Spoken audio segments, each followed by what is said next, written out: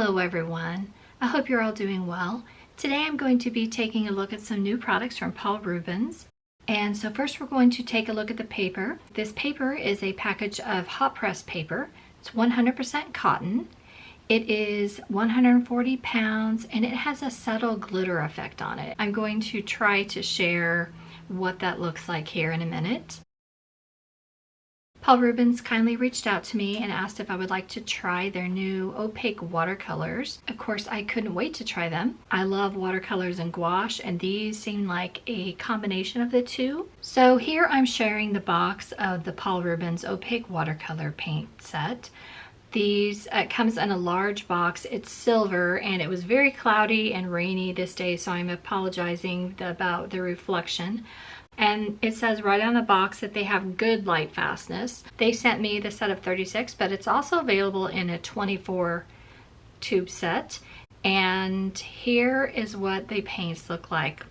So many pretty colors. Look at all these gorgeous tubes. So these are 15 milliliter tubes. And so here's the order they come in. And then of course I had to put them in a rainbow order. So here is the rainbow order. It's a really nice color selection, a lot of different colors to choose from, and some of the colors are a little unique. I'm going to share the swatches in just a minute, but this is what the tube looks like. The tubes all come in a nice aluminum tube, and they're 15 milliliters, and they all have a number as well as a name in English. The rest of the information is in Chinese, and unfortunately they all have a kind of decorative little plus signs at the top.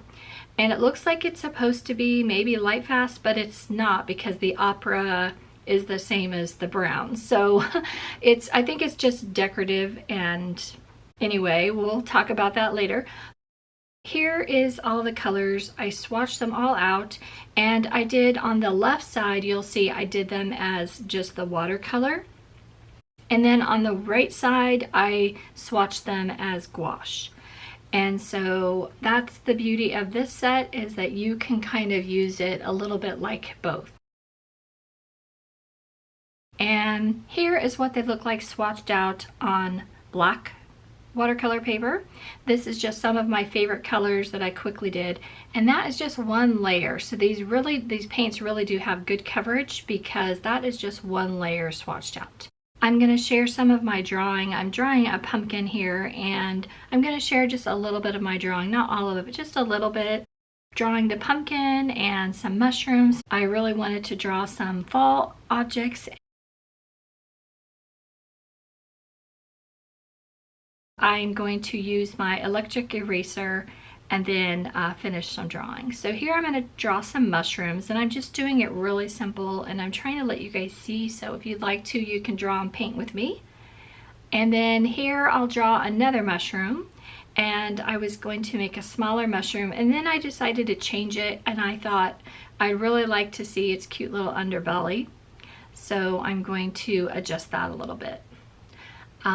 So I'm going to let you watch me draw and paint. I'm not going to bore you with all the drawing, just a little bit, and then I'll start painting. And while you're watching me draw and paint, I'll share some of my thoughts on these paints. And then here I'm going to draw the, I wanted to draw the blossom of the pumpkin. And I was looking at pumpkin patches and trying to get inspired. Originally planned on using these like gouache and make a pumpkin patch. That's what I plan to do, and I probably will at some point. So here I'm going to start painting the pumpkin blossom. I'm going to share most of my painting. Of course, anytime I receive a new product, I'm excited to use it, and I just went in and I didn't know anything about it, and that is the most fun to me, because I just get to try all the things. So you will see me. I wasn't sure really when I started this if I was going to use them as watercolors or if I was going to use them as gouache. I kind of did a bit of both on most things, but I did mostly as watercolor, and then on the mushrooms, then I use them as gouache. So I thought it would be helpful that you guys could see how they perform both ways. So as watercolors, you really do have to water them down quite a bit, and then they will dry faster than watercolor.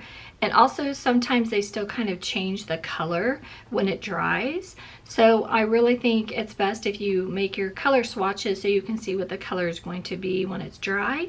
Not terrible, but you know, a lot of times with watercolors, they dry back, meaning they sometimes get lighter. These I found sometimes get darker. So these are meant to be used like opaque watercolors or like gouache. I think they intended people to use them for both. They're not going to have the flowiness that most of my favorite watercolors have, but you can get the overall look and they layer really well. And then you can keep layering and make them into gouache if you like. So these paints come with 36 beautiful colors. I found them to be bright and vibrant colors. They blended really well.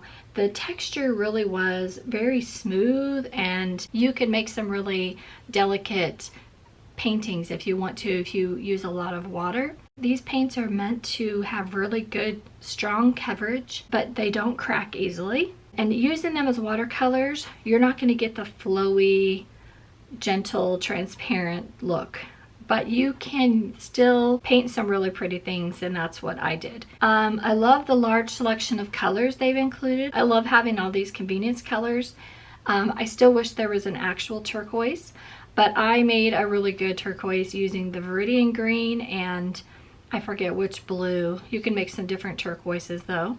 I also really wish there was a gold. These paints layer very well, especially if you let the paints dry, which you'll see that's what I did. You want to let it dry all the way, and then you can layer many times. The biggest con to this set is I wish the pigment information was written right on the tubes. I consider these to be more of like a designer's gouache because many of these colors do have dyes in them. Now on the box they say that they're good Lightfast. In the listing on Amazon, they do have a page where the Lightfast ratings and the pigment information is there. I'm a little confused by their Lightfast rating on the Amazon listing, but there's also lots of misspellings. The Opera Pink has as many plus signs as the browns, which are almost always Lightfast. It looks like they're listing them all as 5 plus signs for Lightfast ratings, which I don't believe is really accurate. I don't see how they made the Opera Rose Lightfast. So I don't know if it's a language confusion or what the problem is. I would not use these to sell any commission work. But in a sketchbook is where I think these are going to be wonderful. I'm going to love having all of these convenient mixes, and it's going to make me experiment and play more. I did have some binder separation, and especially with the yellow ochre and the emerald green, I had some binder separation. I was able to mix that back in the tube, and that is not unique to Paul Rubens. It happens to many brands, but I did want to mention that. I loved having this large selection of colors to play with, and it's made me want to paint more. I really love some of the colors, and honestly I really love the convenience of having these already mixed. But at the end of the day, I really enjoyed these. I loved using them. I took an old kitchen plate that had a chip in it, and I put just a little dab on there, and here it's been a couple weeks now. That paint has not cracked, and they re-wet beautifully. And so that's what I love about products like this, is that you're not going to waste it. You can use just a little bit, and then you can go back and get more once it's dried, and you can still reconstitute it and use it. But I will warn you, there's a couple colors I love so much. I put a large amount in a larger palette. Now those paints have cracked, so only use a little bit and you won't have cracking issues. I would not pour these in half pans or anything like that, or I think they would crack. I really did enjoy these. Can't wait to try using them more as landscapes and using them more as gouache and larger pieces. I really don't mind that they're not Lightfast. I just wish they were more transparent about how Lightfast they really are, but my guess is they haven't really tested them, and they're just using the manufacturers, what the manufacturers say they are. That's what I'm guessing is going on, but I really don't know. But I like that on the box they said they're good, meaning some of them are good and some of them are not. This gives me a lot more colors to play with, and I'm honestly going to finally experiment more with gouache. I love Holbein and Schmincke gouache, but I hoard it. And I'm embarrassed to say it, but it's just so expensive. I'd love to know what you thought of these paints, and I hope you enjoyed watching this, and I hope you have a great day. Thanks so much for watching. Bye-bye.